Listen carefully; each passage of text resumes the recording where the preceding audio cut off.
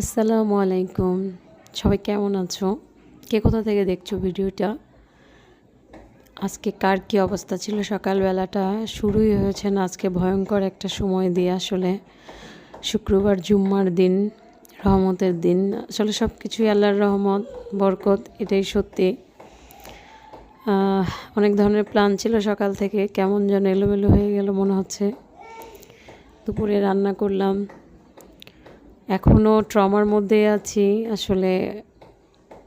কেমন যেন ট্রমার থেকে বের হতে পারতেছি না আসলে, কিছুই ভালো লাগতেছে না।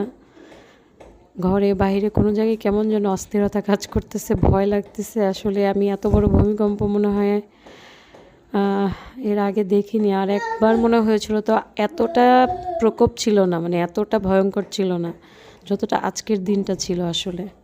প্রচণ্ড একটা আতঙ্কের মধ্য দিয়ে দিনটা শুরু হলো। আমার এই ঘড়িটা পড়ে গেছে আর কাপগুলো